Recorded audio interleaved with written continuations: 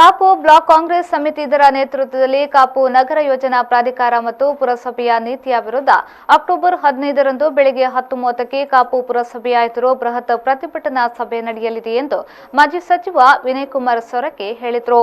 ಅವರು ಕಾಪು ಪ್ರೆಸ್ ಕ್ಲಬ್ನಲ್ಲಿ ಮಾಧ್ಯಮಗೋಷ್ಠಿಯಲ್ಲಿ ಮಾತನಾಡಿದರು. ಈ ಹಿಂದಿನ ಸರ್ಕಾರದ ಅವಧಿಯಲ್ಲಿ ಮಂಜೂರಾಗಿರುವ ಪರಿಶಿಷ್ಟ ಜಾತಿ, ಪರಿಶಿಷ್ಟ ಪಂಗಡದ ಸಮಸ್ತ ಅಭಿವೃದ್ಧಿಗಾಗಿ ಮೀಸಲಿಡುವ ಅನುದಾನವನ್ನು ಕಾರ್ಕಳ ಪುರಸಭೆಗೆ ವರ್ಗಾಯಿಸಿದ್ದು, ದಲಿತ ಧೋರಣೆಯ ವಿರುದ್ಧ ಮತ್ತು ಅನುಷ್ಠಾನಗೊಳಿಸಲು ಬಾಕಿ ಇರುವ ಕಾಮಗಾರಿಗಳು ಸ್ಥಗಿತಗೊಂಡಿರುವುದರಿಂದ ಕಾಪುವಿನ ಅಭಿವೃದ್ಧಿ ಸಮಗ್ರವಾಗಿ ಕುಂಠಿತವಾಗಿದೆ. ಈ ಹಿಂದಿನ ಶಾಸಕರ ಅವಧಿಯಲ್ಲಿ ಅಭಿವೃದ್ಧಿ ಕಾಮಗಾರಿಗಳ ವರ್ಗಾವಣೆ ತಮ್ಮ ಆಡಳಿತಾವಧಿಯಲ್ಲಿ ಆದ ವೈಫಲ್ಯವನ್ನ ಮರೆಮಾಚಲು ಯತ್ನಿಸಲಾಗುತ್ತಿದೆ ಎಂದು ಸ್ಪಷ್ಟವಾಗಿ ಗೊತ್ತಾಗುತ್ತಿದೆ. ಕಾಪು ಪುರಸಭೆಯು ಜನವಿರೋಧಿಯಾಗಿ ನೀರಿನ ತೆರಿಗೆ, ಮನೆ ತೆರಿಗೆ, ವಾಣಿಜ್ಯ ತೆರಿಗೆ, ಮೆಸ್ಕಾಂ ಬಿಲ್ಲು ಸಹಿತ ಎಲ್ಲವನ್ನ ಹೆಚ್ಚಳ ಮಾಡಿದೆ.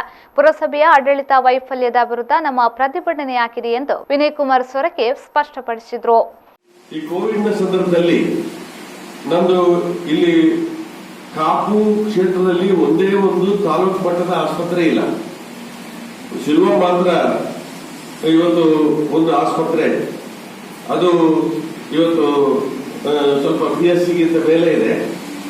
ಆದ್ರೆ ಇಲ್ಲಿ ಎಲ್ಲ ಇರುವಂತದ್ದು ಈ ರಾಷ್ಟ್ರೀಯ ಹೆದ್ದಾರಿ ಬದಿಯಲ್ಲಿ ಇರುವಂತದ್ದು PSCಗಳೇ. ಹಾಗಾಗಿ ನಮಗೆ ಮ್ಯಾಂಡೇಟ್ ಇದೆ.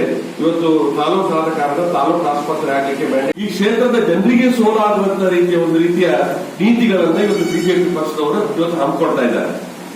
ಈ ಕ್ಷೇತ್ರದ ಜನರನ್ನೇ ಸೋಲಿಸುವಂತ ಈ ಒಂದು ಪ್ರದೇಶದ ಪ್ರಗತಿ ಆಗಬೇಕು ಅನ್ನೋ ಉದ್ದೇಶಕ್ಕೋಸ್ಕರ ಆಯ್ಕೆಯಾದಂತಹ ಜನಪ್ರತಿನಿಧಿಗಳು ಇವತ್ತು ಈ ಒಂದು ಕ್ಷೇತ್ರದ ಜನರನ್ನೇ ಸೋಲಿಸುವಂತ ರೀತಿಯಲ್ಲಿ ಇವತ್ತು ಕೆಲಸ.